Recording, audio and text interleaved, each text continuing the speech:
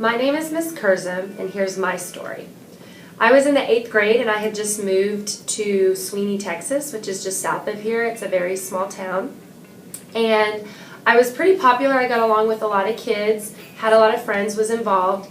And then one night there was a dance, and there was a boy there that I guess liked me. And his friend thought I should like him, and it didn't work out that way. So he started making up all of these rumors about me that were totally untrue. But since I was new, nobody knew, whether to believe them or not. And then he started to take it to the next level and started to write stuff on the board about other people and say that I had written it. And so some girls got really upset because they thought I had written something on the board, and they started to listen to what he was saying, even though it wasn't true. I had some friends who were trying to say, this isn't true. And then our coach got involved and found out what was going on. And I didn't tell anybody for the longest time because I thought, this will go away, this will get better. And then it started to get to the point where I just didn't want anybody to talk to me at school. I felt, because I was scared they were going to have a rumor that they had heard. I started to get knots in my stomach before I would go to class, where I would see this boy named Josh every day. He would just say things to me. And so the coach got everything settled with the rumors, but the kid was still always there, always saying things under his breath. And honestly, the only way that it got better, because I never said anything, was when he finally left. But I encourage you to tell a teacher, because the coach made it get better. And if I had kept telling somebody, I think that it would have gotten better a lot sooner for me. All alone, at least I have her love. The city, she loves me. I'm Jerry Kipping, Principal Lamar Junior High, and here's my story. I have been 6'3" since I was in the 7th grade. I really thought I was going to be 7 foot tall, so kind of God cheated me.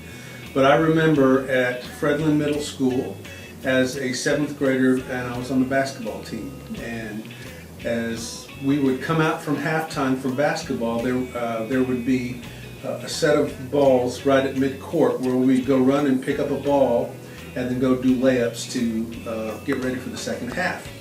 And I remember it was about the 3rd game of the season, and the stands were full because our games were right after school and kids would stay after to watch the games. And I was the first one out of the locker room, and I wore a size 12 shoe at the time. And as I ran out to midcourt, as I got to the midcourt Hornet, we were the Fredland Hornets, I tripped and fell straight on my face.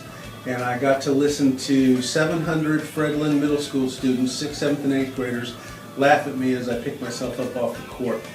And the bad thing about it is I also wore glasses at that time, and as I wore my glasses, they kind of fell and kind of scooted across the floor. So not only did I have to pick myself up off the floor, I had to run and go pick my glasses up, which were bent when I put them on my face. So listening to kids laugh at me that day was really difficult, and I'm 47 years old and still remember that story.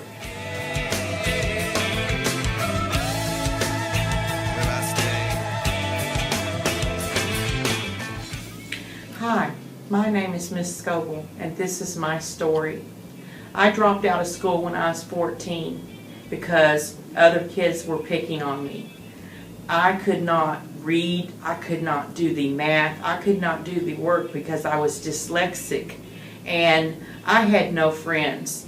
I would go home in the afternoons and wish that I didn't even exist anymore. What I'm telling you is that you can make a difference. You can help someone. If you see someone being picked on, stand up and say something. Do something about it. Because if I had somebody standing up for me, it would have helped a lot.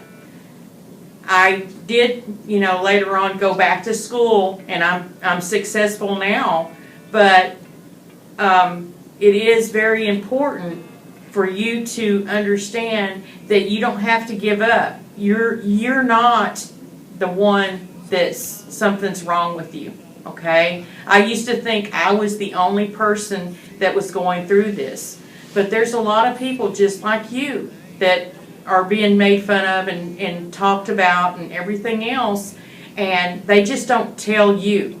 In fact, they may think you're the one that's got everything going on, okay? So I'm saying, look around, make a difference. Think about how you would feel if that was you in that situation. She knows who I am. She sees my good deeds and she kisses me when and I never worry. Now that is a lie. Okay. Hi, I'm Coach Frazier, and this is my story. I was bullied as a young person. I was in elementary school through junior high. I was bullied. I was new to the area. As an Army brat, I didn't speak like everybody else, and so that was my bullying point. And everybody has one, and sometimes there's nothing you can do about that. I couldn't change my speech, so they would pick on me on a daily basis. You talk so proper. Why are you announcing your words like that? I would get pushed down. I would get shoved. I would get into fights. And because my physical size was not very big, believe it or not, that particular time, I was really small. All the way up through 8th grade, I was the second shortest person in my classroom because I wanted to say I was going to be big one day and this would end for me. Then Mother Nature kicked in. I grew 7 inches over the summer. So when I came back for my 9th grade year, I made sure that the people that bullied me, all of them, remembered everything that they did for me from 9th to 12th grade. And so I was able to do that. If you are being bullied, first you want to let one of the teachers know. And I know you really don't want to do that because you're telling. Slip them a note. Let someone know so someone can look and help you with that. And we will do it on the slide because I understand, trust me, and we've all been there. For those people that are bullying, I'm telling you it's not worth it. That person that you're bullying as a 6th grader, as a 7th grader, Mother Nature kicks in, they grow 6, 7, 8 inches, they become taller, faster, stronger. They're going to make you pay for that one. Or later on, they grow up and own a business. You're looking for a job. Oh, I remember you. I remember you too. You're going to have issues that way. So I'm telling you right now, from someone who, my daughter, she was bullied, Catherine, right now.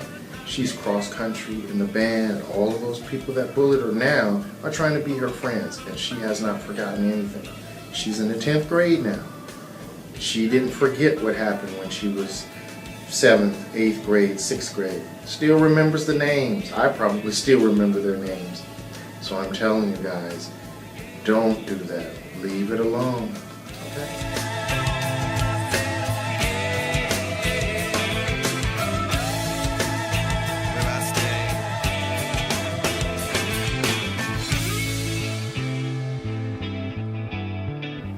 Hi, this is Miss Carlin, and this is my story.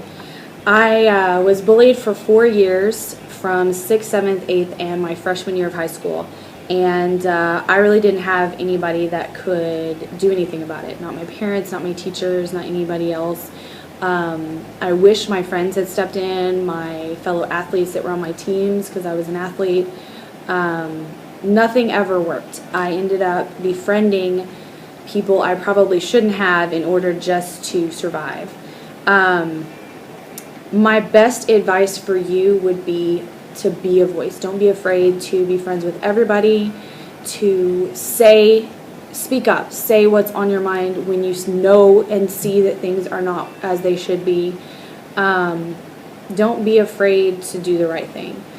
It will come back around, and you can be bullied and become a bully later on if you end up in that situation. Don't just let things happen. Make sure you step up and do the right thing and not allow this to go on around you.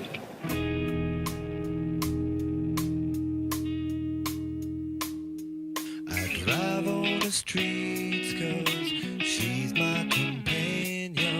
I walk through the hills 'cause she knows who I am. She sees my good deeds and she kisses me when